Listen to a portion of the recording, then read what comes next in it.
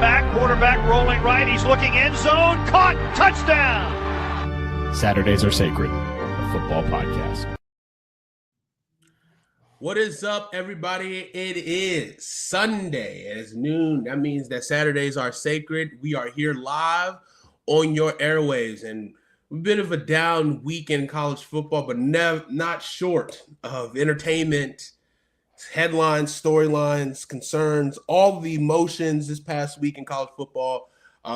We had some bowl games, had the Celebration Bowl. We had some FCS playoff games that ended crazy. We had state championship games that ended crazy this past week. We had the new Heisman Award winner. A lot is still happening, even though we're not in the college football playoff. The big boys play next week, and I cannot wait for that to happen.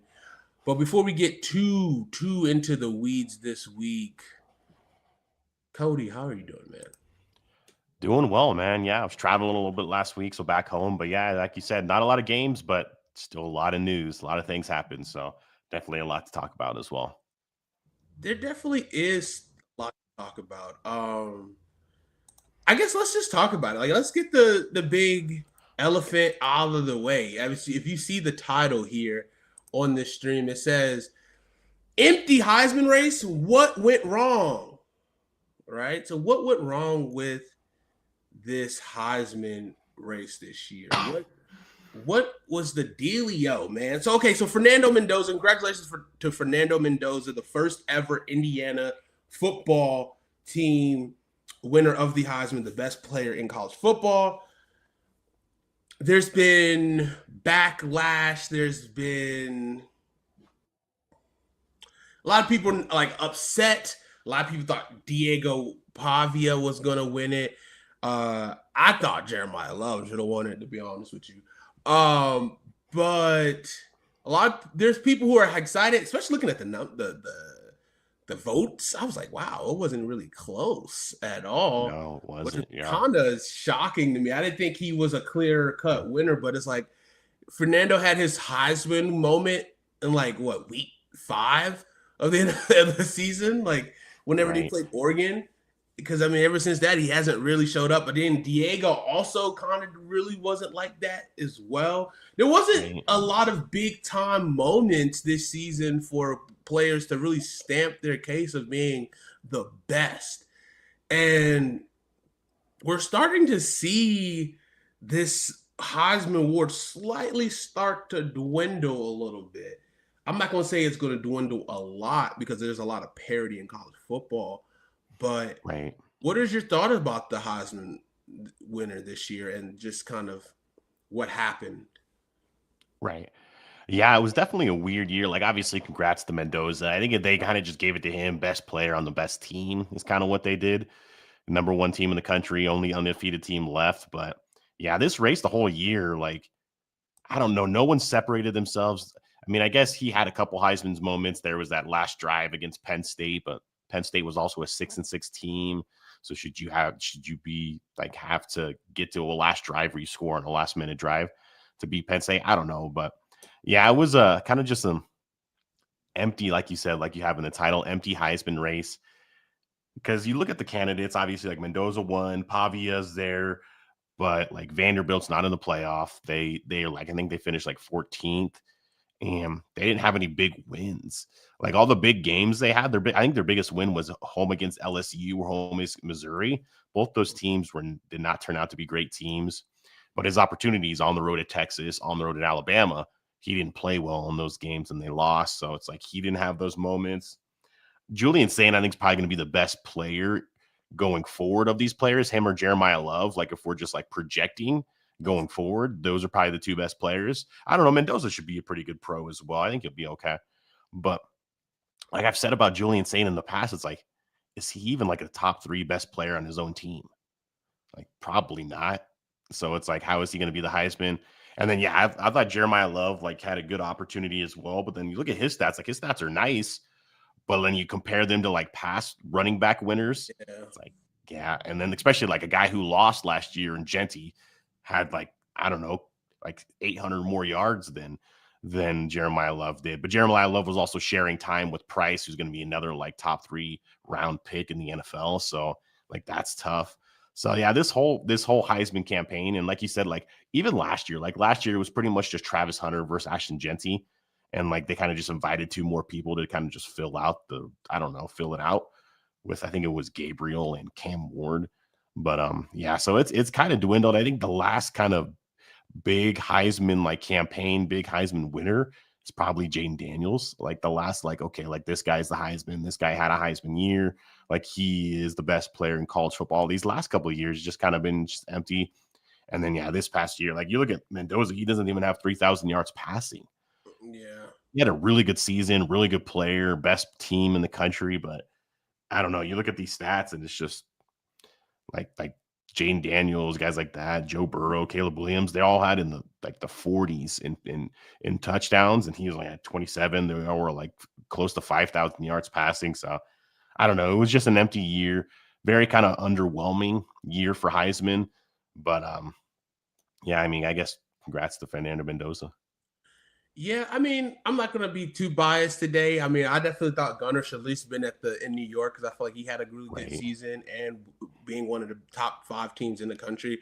Like Diego was fine. Like Diego, I don't understand how Diego. I think he there's always that one in the Heisman race that kind of just markets their way into the top finals. If you have a good enough year, you can just market your way in. That's pretty much what Travis Hunter did last year, was to market himself to be the Heisman. That's really all what kind of the Heisman Award has kind of become, especially when you see that if there's an opportunity, if there's 2 teams, there are 2 players who are pretty good, but there's well, we're just going to kind of politic, and whoever we like a little bit more will give it to this person in a sense. But yeah, I feel like the award has lost its luster a little bit over the last couple of years.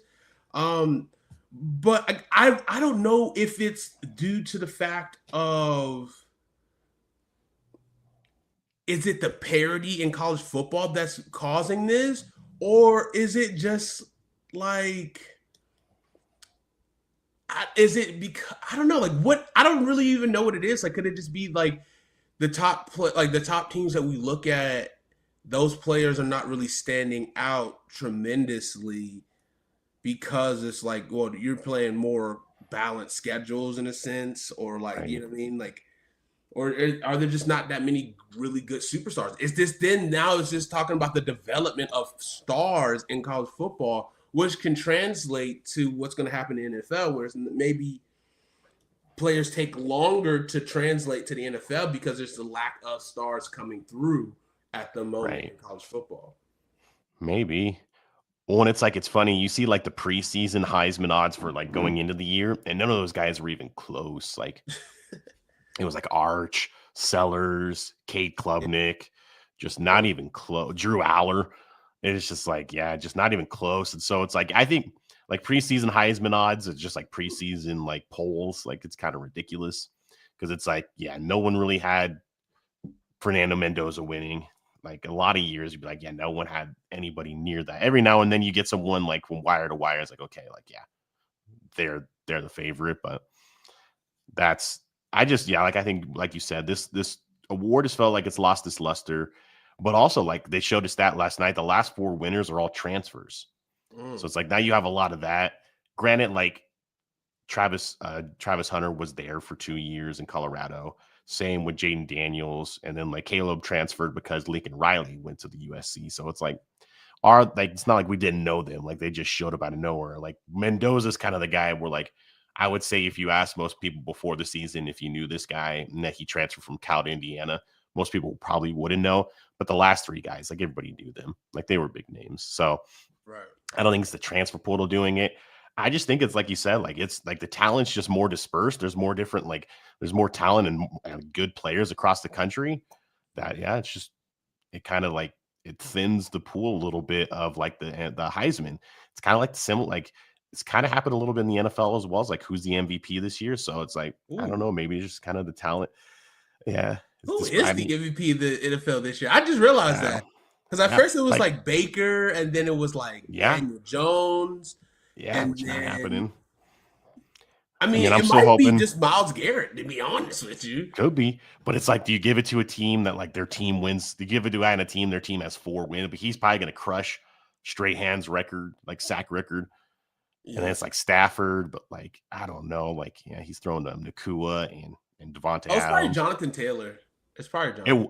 And then they're starting to struggle now too, because I mean they're starting Phillip Rivers today. That's how crazy that's become.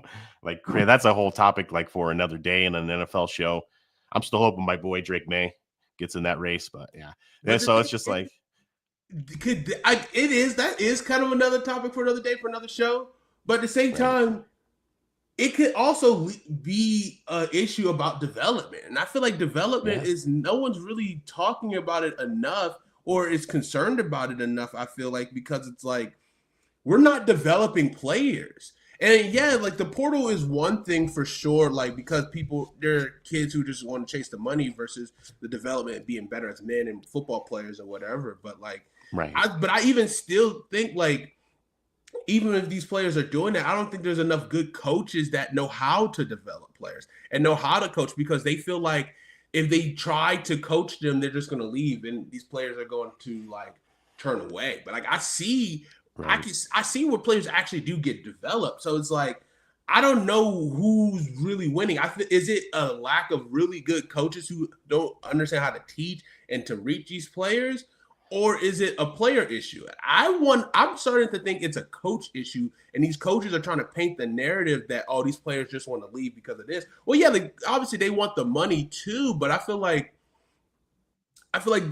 these coaches, I feel like are just gonna like as soon as something change happens, right? I feel like there's a lot of coaches they talk about change in the season and the adversity that you need to go through throughout a season or whatever. But then it's like. But a lot of these coaches, they bitch and moan as soon as something changes or something needs to change all the time. But instead of adapting to what their circumstances is and going through that adversity, but be quick to moan about it in the public about, wow, these players want to leave because of this, and this. And it's like, well, like why they don't want to stay with you? Obviously, it could be money, but then it's like sometimes if you can build a good enough relationship where maybe money is circumstantial, like. I hate to use Georgia as an example again, but like, there's no one. Like, I saw the list of top NIL earners. Like, Georgia's not even no players in the top 25. Right. So it's like, obviously, there's something about money versus the culture, what you're going to get. Same thing with Nick Saban. Like, yeah, Nick Saban definitely played players back in the day, whatever. But like, it was understand. Like, when I get here, I know this is going to help me one way or the other. So you also have to find a way to like. Do something more than just football, or you know what I mean? Like I feel like some coaches just think, oh yeah, this is just football. But I'm teaching them life lessons. But you need also something else. Like obviously not the money, but not also the money. But you guys also have to be showing that you have something else that makes these kids want to come to you, regardless of the big paycheck or not, and stay. Right. Yeah. Well, and I think like the perfect example of that is a guy we were texting about yesterday is Lenore Sellers. It's like, sounds like he's going back to South Carolina, and it's all just because of the bag that he's getting. Cause it's like, dude, like you're not getting developed there. So you can go back and make $5 million this year at South Carolina, or it's like, you can go take a pay cut and go play for a coach that's going to develop you and get you to the NFL. Cause it's like, he actually like his development kind of went backwards almost this year. Like if you saw him play this year versus last year, and if that continues to happen, like he'll be drafted just because the talent's undeniable. When you watch him play, like he's talented, but it's like you're going to get to the NFL, and it's like you're going to be kind of a project. Like you're going to be, like you may start, or you may have to come in and back up a little bit. And it's like you're going to be a project that said, like, okay, you can go to one of these guys, like everybody knows, like who's like the top like quarterback guys and offensive guys in the country, and get developed, still make money, and win games. It's like. I don't know if LSU is going to match it, but like you can go play for Lane Kiffin. Lane Kiffin can help develop you as a quarterback. Instead, you're just going to go back to the same system, same kind of program. Yeah, you're banking a lot of money and you're getting rich, but it's like, okay, like, are you actually getting ready for the NFL? Because like you were like a no doubt first round pick going into this year. Now you're having to come back because people are like, shoot, is he like a second or third round pick? In a bad quarterback class too. Right. And then what turned into a great quarterback class was supposed to be, right? Preseason, we thinking, oh, look at all these names that we're going to see, because it'd be one of the legendary quarterback classes, where now it's like most of these kids are just going to come back because, one, obviously there's opportunity to get money, but it's like a lot of these NFL teams saying, you're not ready. Like you're not No, even not at ready. all. And so like I don't want to invest $30 million into this guy and just be like put my franchise back another 5 years until we Right. 3 to 5 years complete, do this process again. And Right. so which I what I mean, like I get it, like whatever is your situation, every situation is different. Obviously, get your money, right? But yeah, like I think it's just like I think Lenore Saris should probably fire his agent because like, bro, like Right. Beamer has not been able to develop nobody. And like even with No. Rattler, who's a really talented quarterback, he, coming out of Oklahoma, obviously that kind of didn't work out. But then, and I feel like with Rattler, even I'm not a Carolina fan, but like he had, decent, decision making, but obviously everything around him was a crapshoot. I mean, at Right. South Right. Carolina, I mean, it's better kind of now. He actually had better talent now than he did that Lenore Sellers has at the same time, but his offensive line was Right. really worse. Was bad. But Yeah. I don't know. I just don't see it, and I felt the same way about what is it, Deshaun Joyner. He played at Fort Dorchester, South Carolina high school. It's a rival high school that I played against when I was in high school, and he was really good. Like dude throwing 4,000-yard seasons in high school. Like he was like one of the top. He was 5-star recruit at quarterback. And he wanted to go to Clemson, but Clemson didn't want to recruit him for a quarterback. They wanted to recruit him for as a corner or receiver or whatever. So the whole reason he went to South Carolina is because they said, "Hey, we're going to play you at quarterback." Wound up, this man played receiver. He played running back, and the only time they called on him to play quarterback was in the bowl games when their quarterback left or got opted out. And it's like, bro, why are people staying at South Carolina? Like, what is the loyalty here? Because like I don't understand it.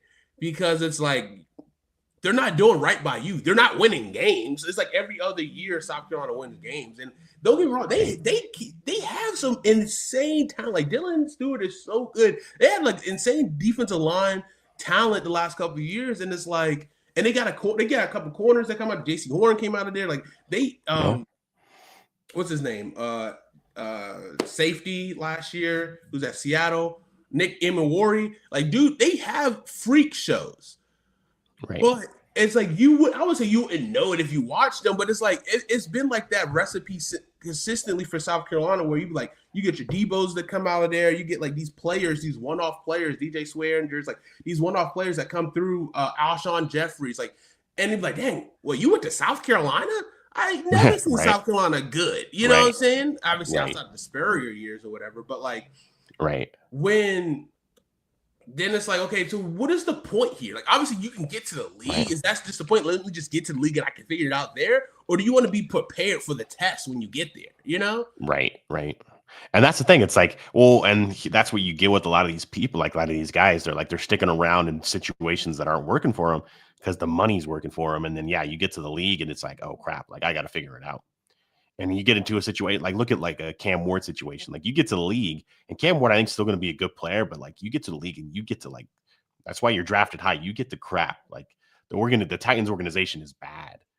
And it's like, and he was like prepared, like you kind of think he was, but then you go, okay, well, Washington State a couple of years. And then he had 1 year at Miami where he had to be like the savior because they had no defense. Their run game was okay. It's like, no, Cam Ward go win us every game.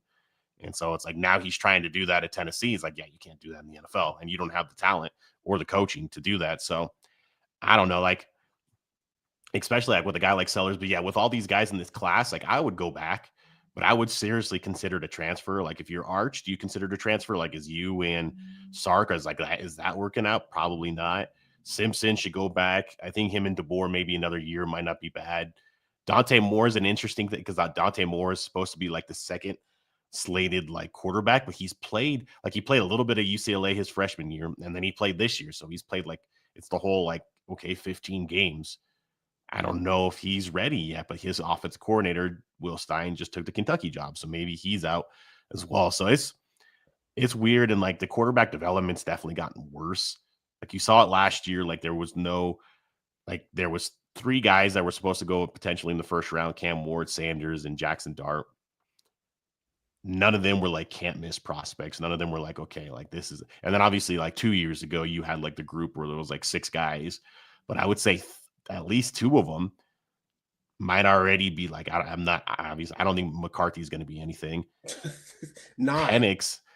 Penix, I have no idea what's going on there. Like he's hurt, and then when he's in, he's not just great. giving up on him. Like his body's I think giving Penix up. is really good. Like I think he's good, right? Because like the way he be placing balls, but like I just think it's like similar to the Arch Manning and Sark. It's definitely a Zach Robinson and Michael Penix like thing. And like his press conferences, how he's talking about like how they asked him, does he have anybody he can lean on in the coaching staff to help him? He's like, no. So it's like it's definitely tension there. I think Michael Penix is talented, but obviously tearing his ACL for the 3rd time, like that's obviously he's Thomas Davis levels. I mean, Thomas Davis still wound up having a pretty good borderline Hall of Fame career, but I mean, he was an old rookie too, so it's like he's already almost 30. So it's like it's crazy. Like the other 4 guys, I think you can make cases that they're all going to be good players, like Jaden, Drake, Caleb, and Bo. Like they all have cases they could be good players, but it's like that's a random year. Like you don't get that many quarterbacks that could be good in a random year. And like this year, like Mendoza, okay, like he's probably going to be your first, like your top quarterback picked, and then after that, it's like shit. I have no idea who's going to be the next. Like I've heard Dante Moore, but then I've heard he can come back. Like Ty Simpson's not a 1st-round pick. I'm sorry. Was it Brian Bynum? What is it? Oh, from South Florida. Yeah. He'll probably get pushed up the boards. But the thing is, like, I think it's the same thing too, is where it's like, well, if I stay, obviously I can get developed, but like obviously if there's a lack of someone playing just quarterback in the NFL this season, right? It's like you got to pick your moments and hope to goodness that you can get the right spot. So just like, well, if everyone's staying, that's like, well, I should go. So it's kind of like one of those like strategy thing as well there. And which I mean, for better or for worse, you know what I mean? If you could finesse your way and just being a Jim Short warrior and getting that $30 million for being a 1st-round pick, like, you know what I mean, top 5 pick, just because like, hey, we just need quarterbacks and you're good enough. Like I can see it. Like if I put my goggles on, I can see something there, right? Right. But I mean, I don't know. Like I think,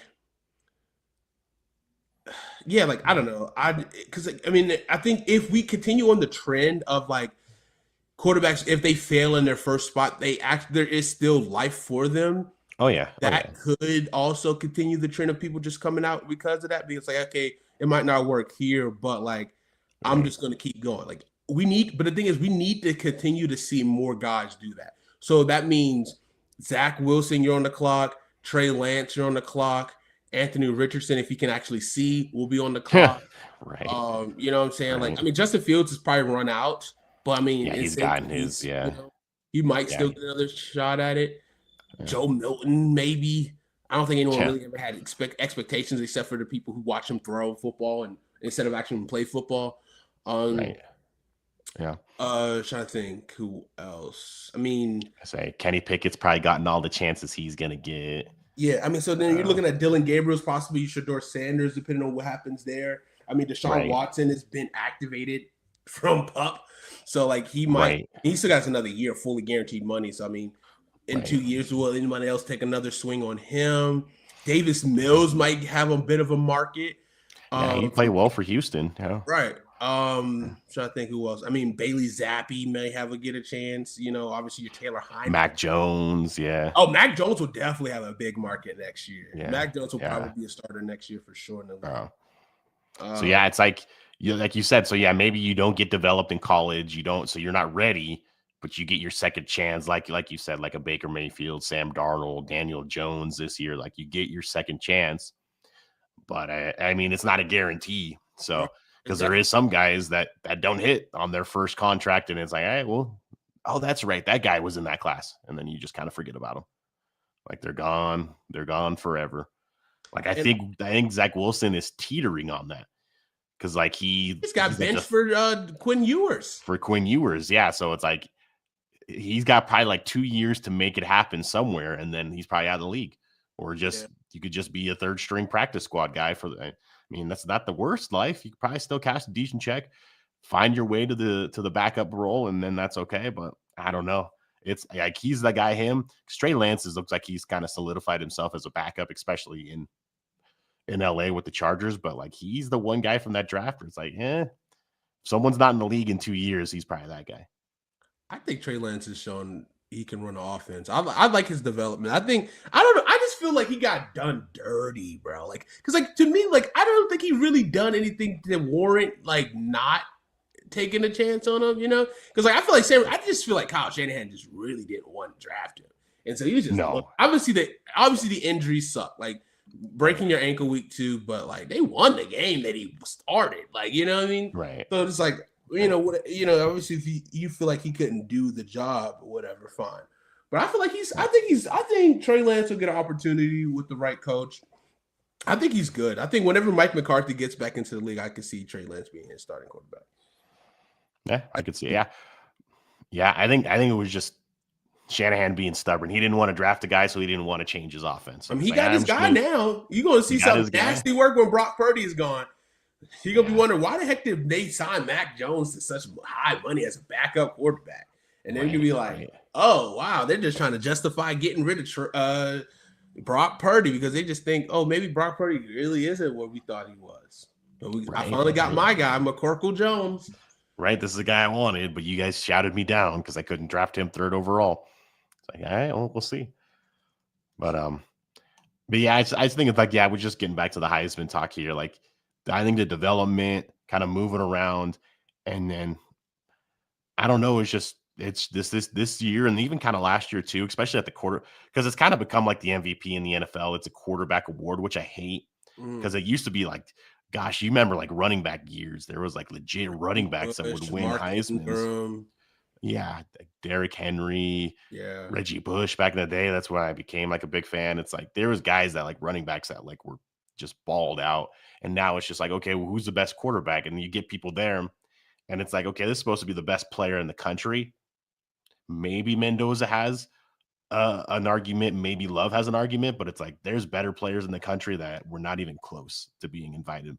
Like I thought Jacob Rodriguez was a really good player. Like there's good players out there that it's just like Jeremiah Smith. Like it's not the best player in the country. It's kind of just become like, okay, who's the best quarterback? And if there's not a great quarterback, then we'll find something else.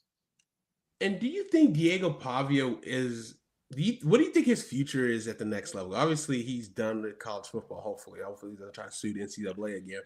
But what do you think? Is he? Because obviously he might be able to finesse. He might be able to Johnny Manziel finesse somebody and to draft them in the first round. Maybe. Like, does he think he has any intangibles that can translate? I don't know, because it was funny. Like they showed the heights of all of them last night, and it was like him and Jeremiah Love were both listed as 6 foot. Jeremiah Love is like at least 3 inches to 4 inches tall. Like they were standing next to each other. I was like, well, that one of them is 6 foot, one of them is not. Yeah. Unless Jeremiah Love is like listing himself like 3 inches shorter, and he's really 6'3", which would make no sense. But like he's small, and like he's small, like he's like Bryce Young, like maybe Kyler Murray small. But like he can't throw the ball like Bryce Young and Kyler Murray did. Like he's not a passer like they are. Yeah. And so like his future, if he wants to make, I don't know, like he would have to almost be kind of like what's the guy, Taysom Hill in New Orleans, kind of like a gadget guy, comes in and like runs hard and like throws the ball every now and then. Because like at least Manziel, but even Taysom Hill like 6'2". Yeah, Taysom Hill's big, like he's 6'2". And even like Manziel was smaller, but I think Manziel's even bigger than this guy. So, and Manziel, like Manziel had a crazy good year. Like he had like 1,200 rushing and he had like 4,000 passing. Like his year compared to Pavia's is like no comparison. And then he went into Alabama and beat them. Right. Whereas like Pavia went into Alabama and they kind of exposed him a little bit. So I don't know if he's got an NFL future, maybe like a CFL future if he wants to keep playing football. UFL's great. UFL, yeah, or if he wants to try and move positions, like it'd have to be like running back or something like that. I don't know, but I just don't see him playing in the NFL as a quarterback. Like I mean, obviously, like people have said that, and people have made that past that, but you played like 7 years of college when you count your junior college years too. So it's like, dude, like he's kind of tapped out his football career, and it feels like he knows that, and I think that's why they campaigned and like politics so hard to get him to the Heisman. Because he knew like this was the height of his career. Yeah. Like this was everything. So we're like Mendoza is probably going to be a first round pick. Sane will be a first round pick in another year. Jeremiah Love will be a top 15, top 10 pick. So like these guys are all going on to bigger and better things. Pavia, not so much. Like this was his height. And so it's like, and he's kind of pouted a little bit after online. And so it's like you could tell like he was hurt about it, but it's like, dude, man, you kind of politicked your way to New York and like you politicked your way to second place. Like it's really hard to kind of politic your way all the way to first place. Yeah. It's all good though. It's all good because yeah. Let me ask you this question. I'm kind of going to pivot because I just saw something on Twitter that just kind of. How do you feel about these re-signing graphics in college football? Because this has been blowing my mind the last couple of days. Obviously, I'm grateful that Malik Washington is coming back to Maryland. He's literally the only reason Maryland has a chance. I'm not saying the only reason because Maryland has some freak shows. If Mike Locksley, I don't know why Mike Locksley got another year.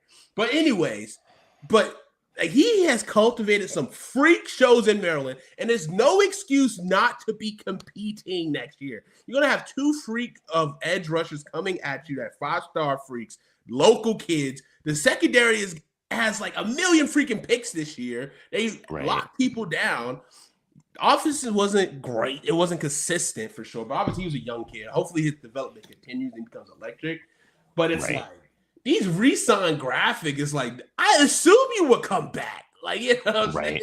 Right. Like, and then the whole Underwood was like, oh, he will be entertaining. Everyone's trying to get Bryce Underwood to LSU, actually. Yeah. Well, he was committed there first, and then he went to Michigan. That's true. And it's like, obviously, we could talk about the stuff that happened in Michigan this past weekend a little bit. But yeah, with the re-signings, because like USC just re-signed their transfer portal running back from last year, Wayman Jordan, who got hurt. He had like 500 yards in like 6 games, so he was having a good season before he got hurt. But it's just like I guess it's just what college football is going to look like now. Like you're not like returning, you're re-signing because not only do they got you to like stay at the school, got to get you to stay at the school because these guys still have to go to school. Like it's. Like that's still part of it. They're still college students, unfortunately. Well, not all of them, but most of them are. Some of them are like just kind of there after they graduated. But now we have to like renegotiate their NIL deals, which is insane, which is crazy. But it's college football in 2025 until they really figure out this whole NIL and like paying players thing, which doesn't seem like it's ever really going to happen. Because they kind of just like it being just crazy wild west out there. It's just how it's going to be. But yeah, the re-signing thing was odd. I saw a couple people online just like, what is going on here? Like, you're just returning, but like, oh no, we had to renegotiate their NIL deals. Like, shit. Okay. Yeah, it's like, all right then. And then they all have GMs. Every big program has a GM now.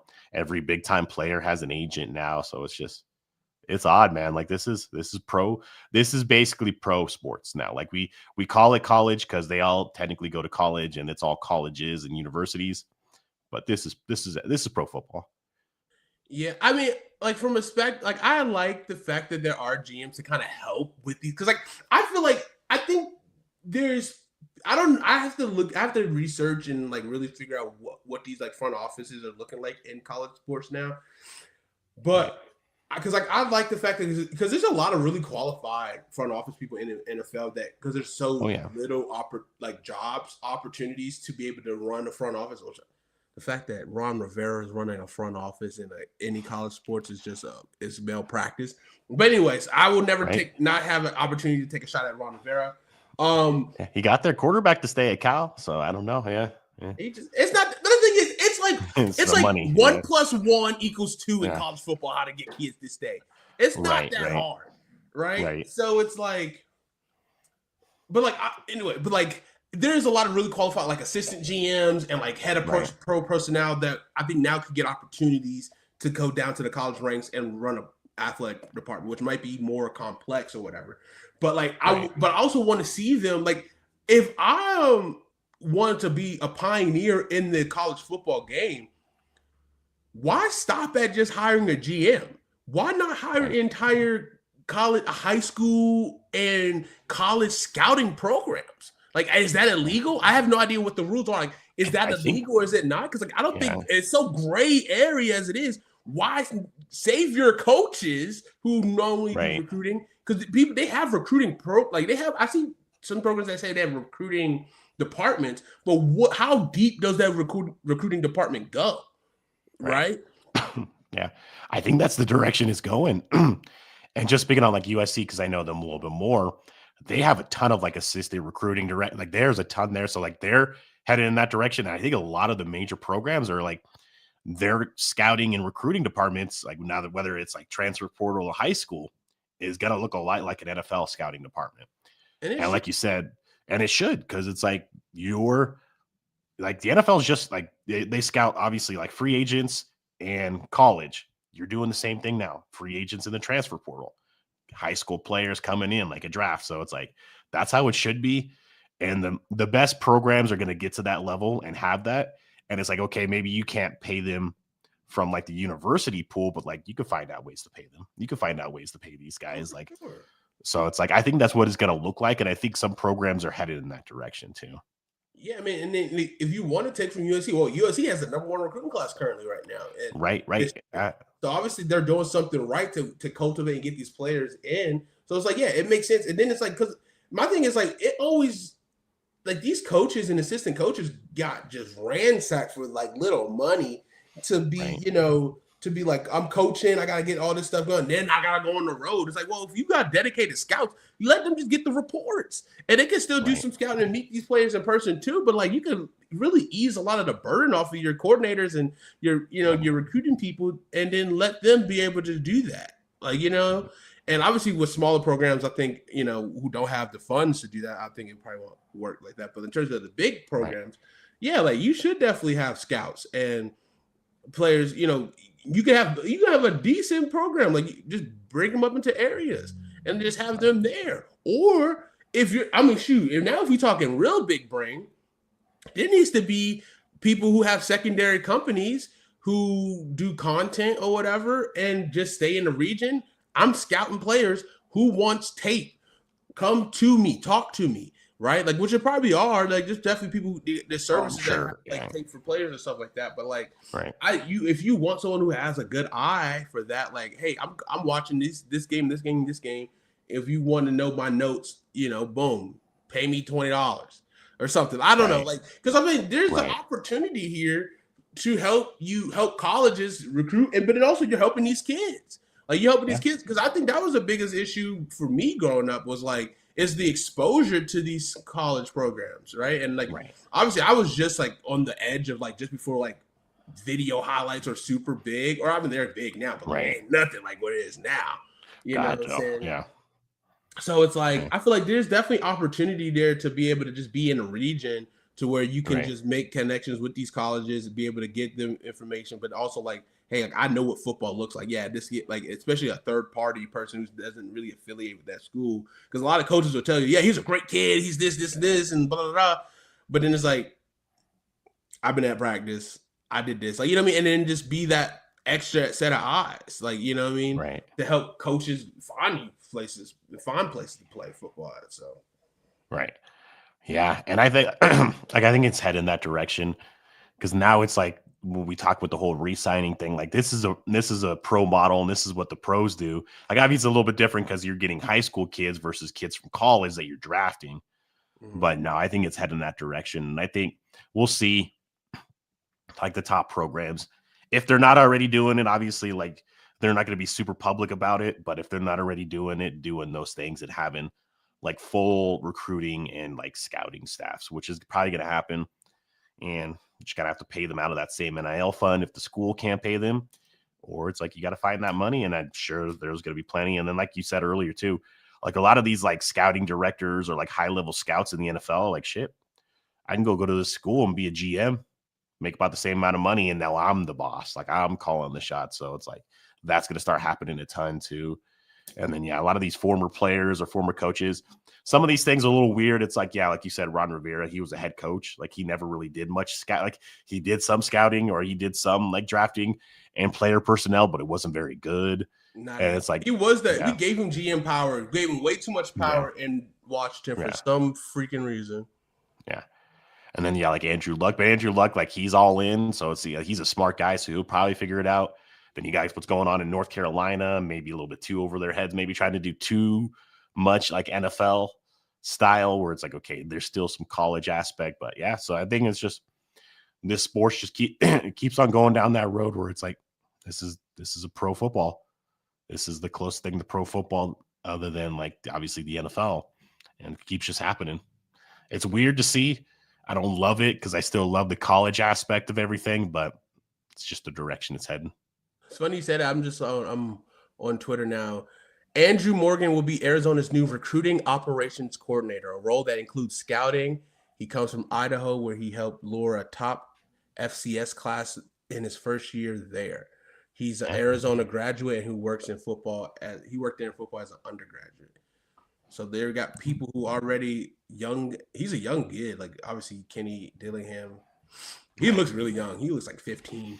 But yeah. Does that mean Kenny staying? I think he got that extension yesterday.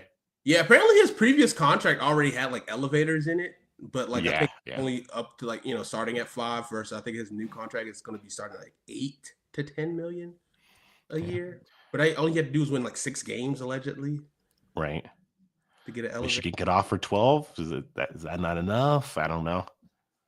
Yeah. So apparently Michigan, they commissioned a full investigation into practices and culture of the athletic department. It's a little too late, right? Like shit.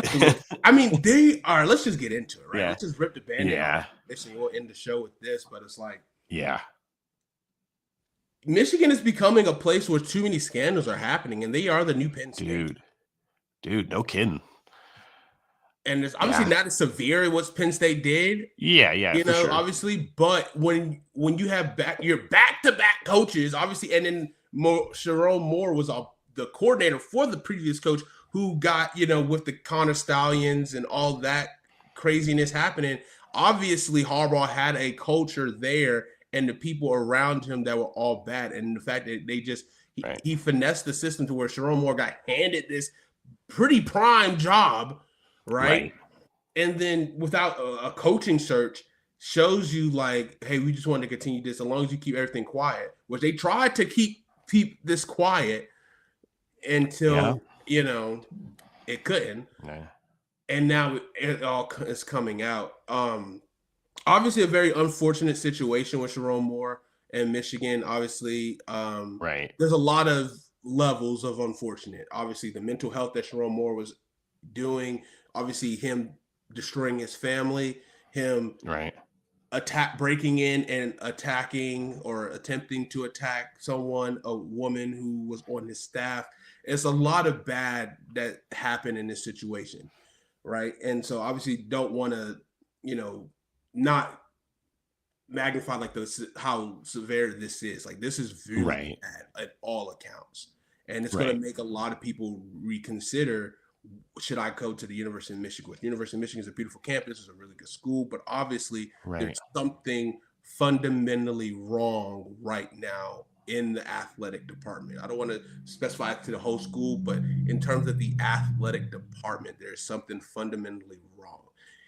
More firing and the firing of the athletic director. Hopefully they can clean this place up. Yeah, it's a lot of damage control, and it's just like you said, it's like what is going on there?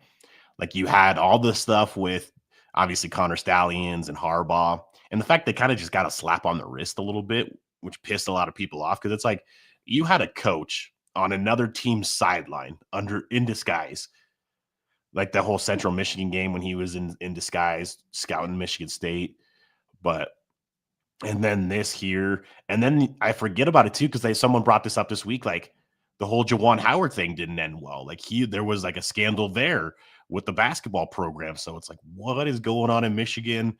And Michigan's kind of always come off as like a little bit like, oh, we're better. We're like they kind of act north. Yeah, we're north. We're Michigan, man. Yeah, and it's like I don't know. Like you're acting pretty shady. And it's like, now you're cheating. I've certainly seen a lot of jokes. You're cheating on and off the field. We won't get into that too much, but but it's like just I don't know. Like they always come off as like they're better than everyone and they're like a prestigious program, which they are, but it's like then you're gonna act like this. And it's like, yeah, you got your national championship. And like the crazy thing is like I've seen people online, Michigan fans, it's like, well, we got our national championship. I'm good. Okay, well, you're good that you had to cheat now, your way on the that could get revoked. Like if the NCAA steps in, they could just say, you know what, this is way too many things, and we need to rectify the situation. They could put the death penalty on the football team. Right. And it's like they probably should consider because, like you said, they've known about the Sharon Moore situation for a couple of months, is what I've heard. It's like since October, and they wanted to wait until after the Ohio State game, wait until after signing day. It's like, what? Like what are we doing here? It's like, and like if he beats Ohio State and they're in the playoff, does this happen? Or do they wait until after the playoff game? And it's just like, yeah, I get like football's huge at Michigan, but it's like it's not over everything else. Like if this stuff's going on, and then now you just signed a good class again. You got number one quarterback from last year was your freshman quarterback in Bryce Underwood. Is he going to stay? Like, I don't know how they fix this situation. And then if you're a coach, like, and you're a player or coach, like, do I want to go there?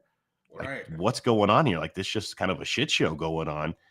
And like, obviously they're late to the party with the coaching search. It looks like DeBoer is probably going to stay, but like if he loses next week, is he on the board to be the next coach? Dillingham kind of got an extension, and got a raise, so he's not going to be the guy. Keep hearing Jed Fish. Man, they're getting paid.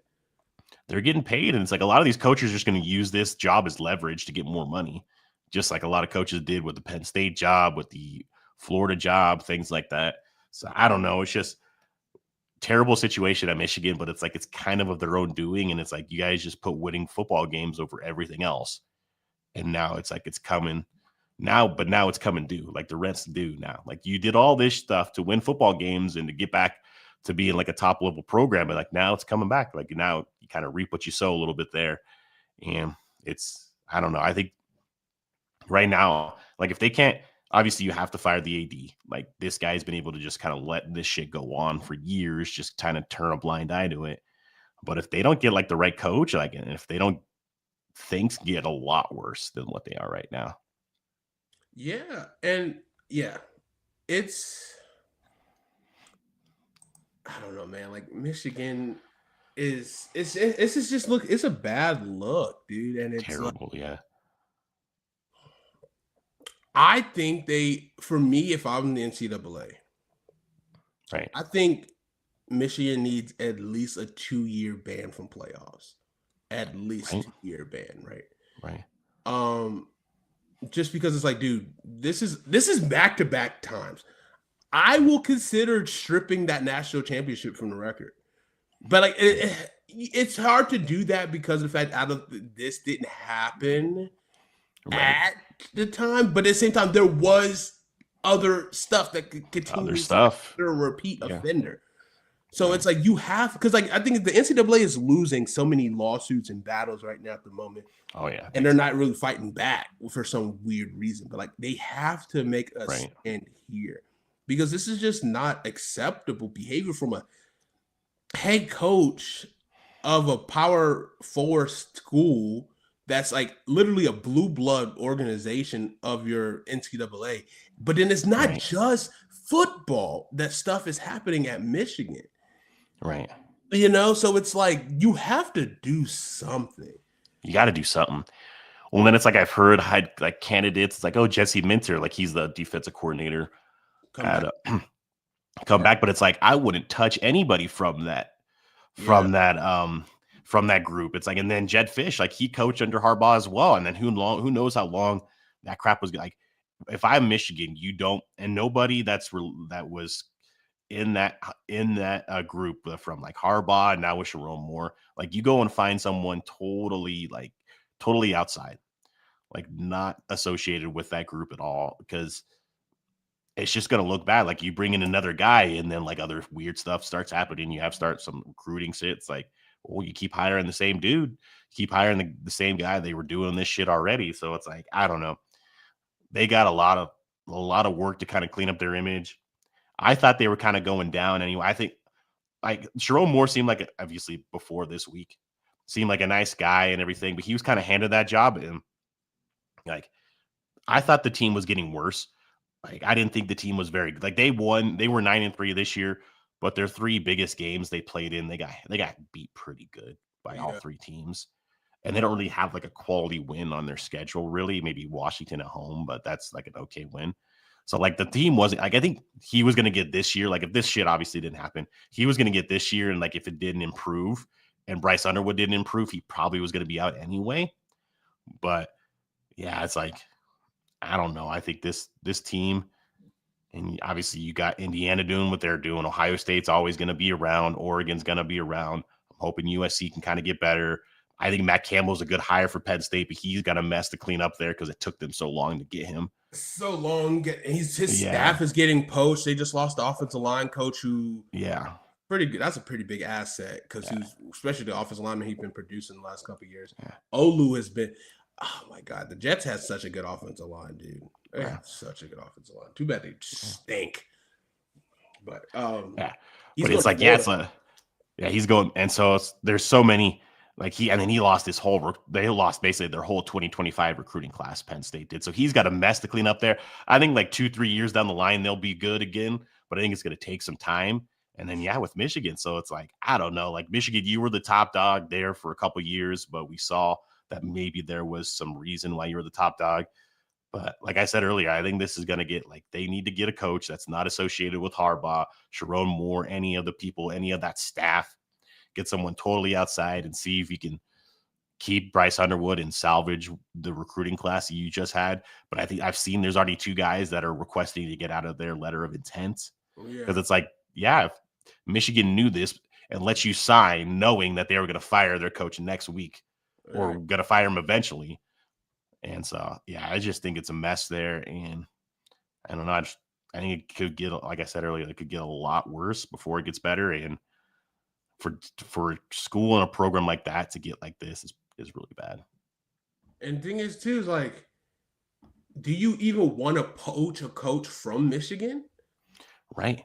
Yeah. Because it's like, now you got to question all of them. It's like, I don't know if I want any of those guys in my locker room, talking to my players, being around my coaching staff. Because it's like, they have one of the better defensive line coaches for sure there. So it's like, does everyone just get that stain on them? Do they need to just take a year off of football for a while in order to, or maybe the only place they could probably work is still Michigan, but that depends on whoever they bring in.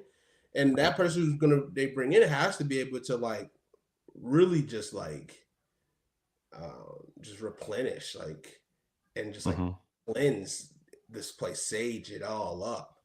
Right. So I have no idea who that could be, especially if I don't know. Pending repercussions for the NCAA, but we don't know. NCAA could be hiding.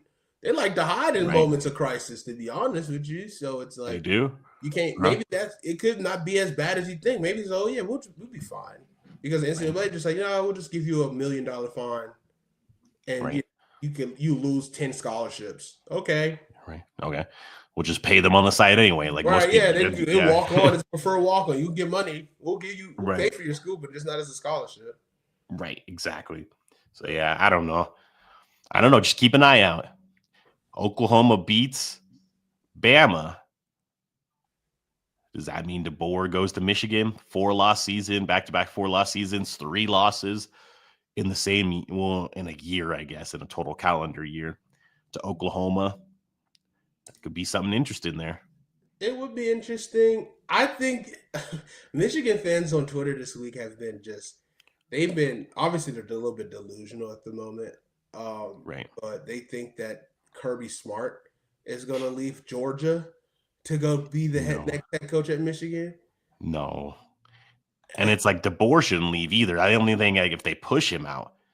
But it's like, I don't think he should leave, but at the same time, it's like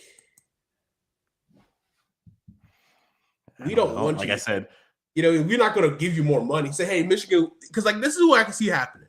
DeBoer is going to go to the athletic director and say, hey, Michigan's calling my line, and they talking about possibly meeting with me and possibly wanting me to go there. And the athletic director is going to look at him like, okay, cool. Yeah, Yeah. sounds great. When is the Right. meeting? Right. You know what I'm saying? Like, You want to take our plane? We'll get you up there, man. I'll get you a flight. Yeah. right.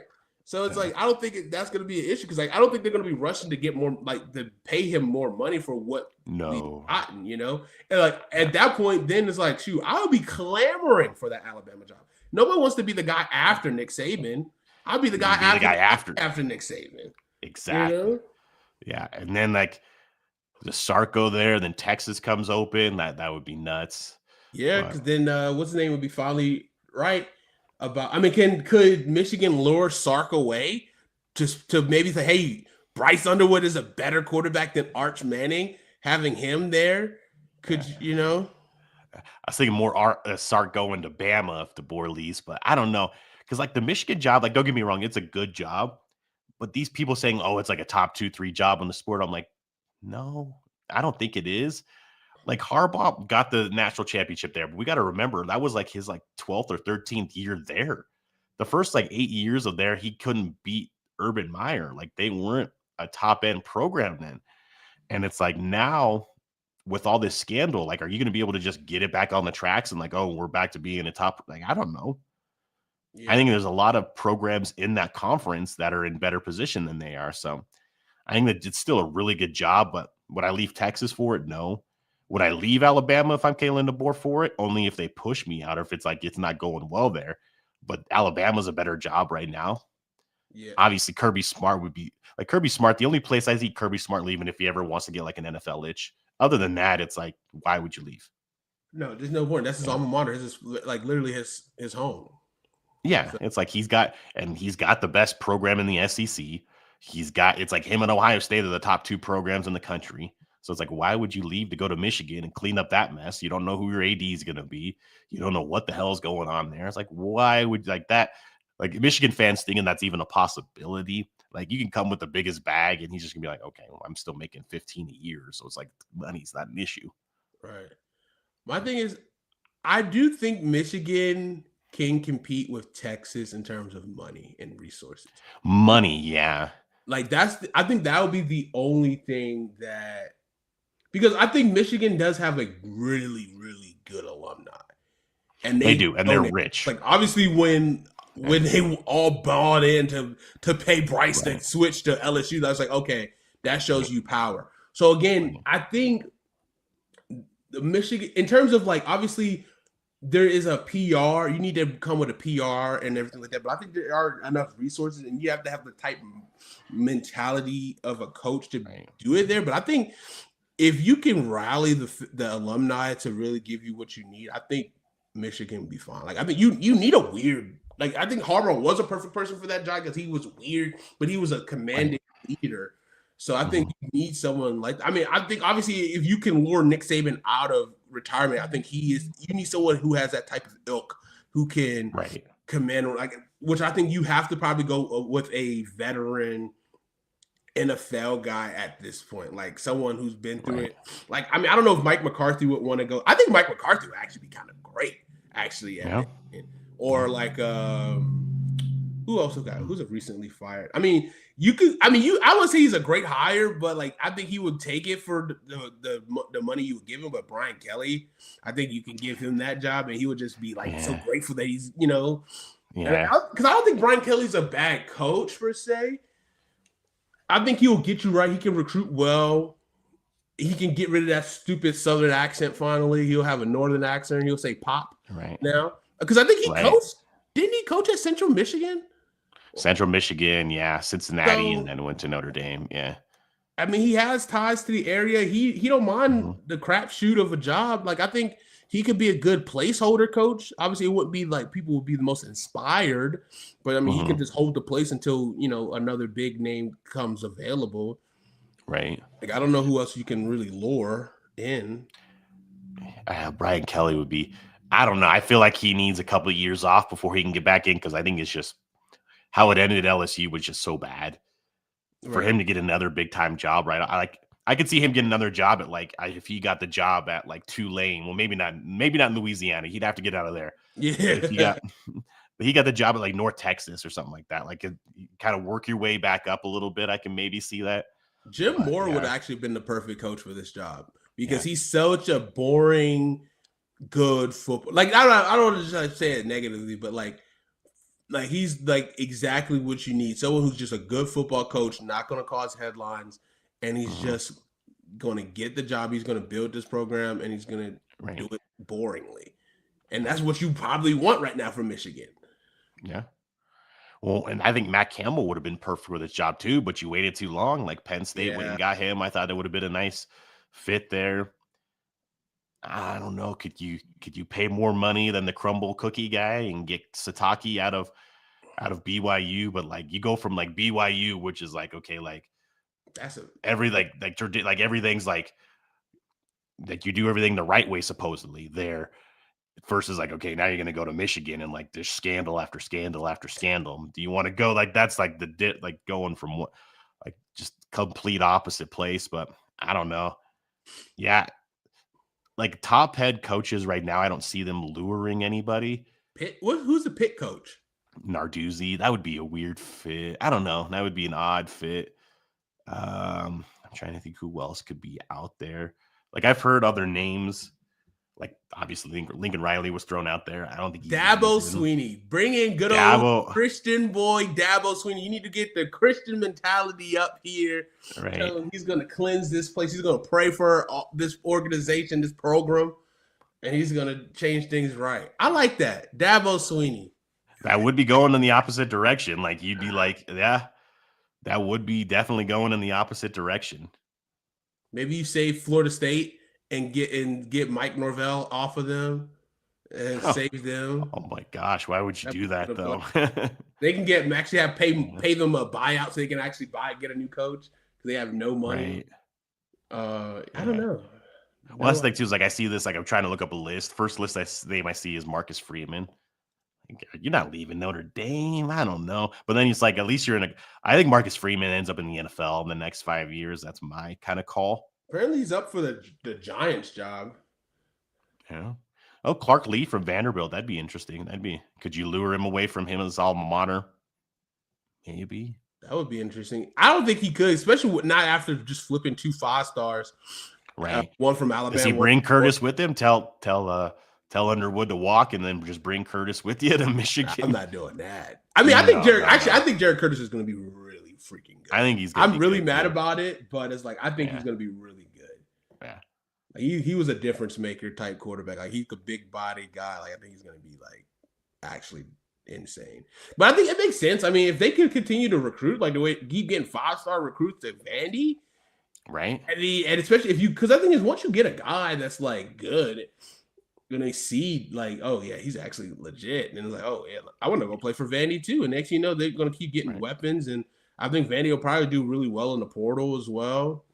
Yeah, Vandy might be here to stay, but that's a lot. That's a lot. That's going to be a lot, though. That's going to be a lot.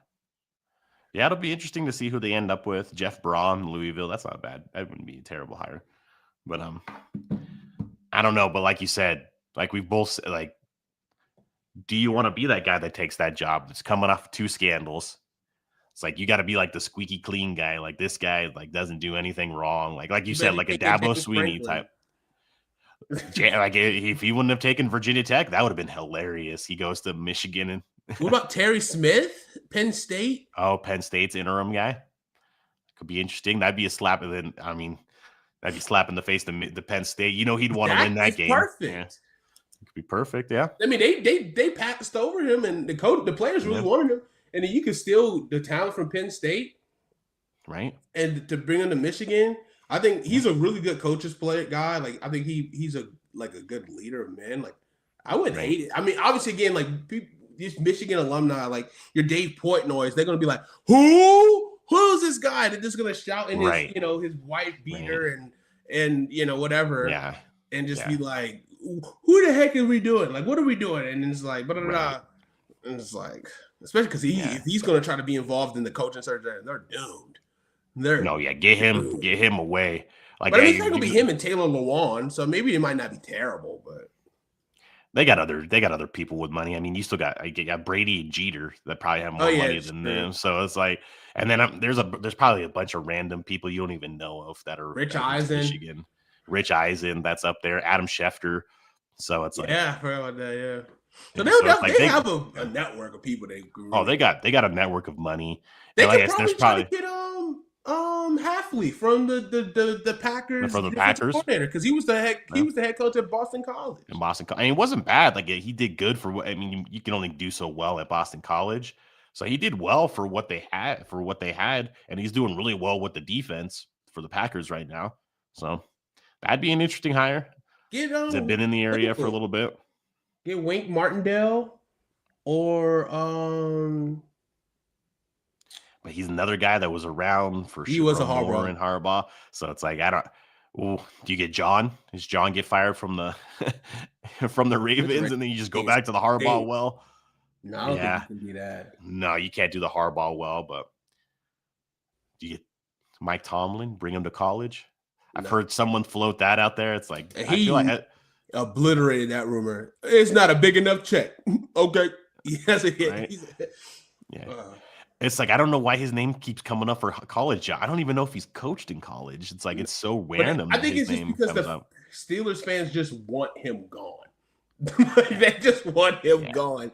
And it's like, I get it, because it hasn't looked good the last few years. It is not. Because like, you're literally you become a mediocre team, but you still win. So it's like, it's one of those tough balances, right? Like, what would you rather be, a perennial bad team or a perennial mid team? Mid to good team. So freaking at Dunze, they said was going to play, and now they just ruled him out. Like, now I can't even take him out. Unless he got hurt early in the game, which is possible. Like, that's possible. Nico Collins just had a 52-yard touchdown as soon as the game started. So sweet. We can wrap this up because Michigan, I mean, listen, we're excited for the college football playoff round 1. I think we should have some good matchups. Hopefully have a lot of good games. Upsets, Tulane, JMU. Hopefully, who knows? Let's have some fun. Like, I want some. We're already having a chaotic Heisman race. We're having a chaotic college football season. Let's go full chaos. Let's have a first time. No. Let's not have a first time national champion. Let's have a champion restored to greatness this year. But like, up until then, let's have some fun. Right. I like not JMU's chances. I like Tulane's chances. Yeah. JMU, I'm not so sure. Drake May just ran in for a touchdown opening drive, so that's pretty awesome. MVP maybe, but back to college. I think JMU going all the way across the country to Oregon, that's just tough. But hey, you never know. I think Tulane's got a chance, but Ole Miss, supposedly, like, every coach is going to be there except for Lane. So it's like, but Lane was the guy that called the play, so I don't know. How much did he do? Yeah. It'll be interesting, but yeah. And then the other two games I think are really, like, Alabama, Oklahoma should be pretty good.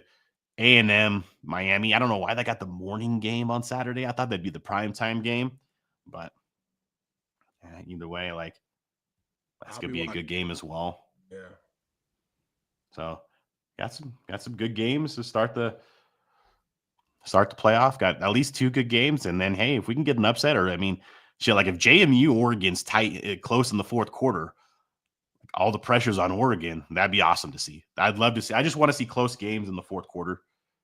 Get it a little bit close there, so we have some. Last year was 4 blowouts in the first round. Like, I don't want to see that again. Yeah, same. I get that. I also wanted to say happy retirement to Kyle Whittingham. Great coach at Utah. I mean, he's like, Utah and Iowa just kind of have like I would say Utah's more explosive on offense than Iowa has been, but that's the type of coach that you just want. Good and boring. Hard-nosed defensive, good leaders, develops men. And I mean, they got guys, they've sent guys to the league, but they also made them better husbands and fathers. Like, I mean, that's like what you want. 1,000%. So. Yeah, no scandals, no issues. They're just there to coach ball, and that's it. Like, they're in the mix every year. They're gonna win 8-9 games a year at least. Yeah, it's just constant. And like, they just elevated the DC, so there's no question about who's the next coach. There's no full hire. Yeah, so Yeah, I mean, I don't know if he'll do as well as Whittingham, but that's how clean you can do that situation. Like a lot of other schools couldn't do that. That's how clean you can do that situation. And he did it the right way. He's going to coach the bowl game and finish out. He's not going to hold anybody hostage. He's not going to play this game back and forth. Just thank you for the, 20 years that let me be the head coach. Yeah.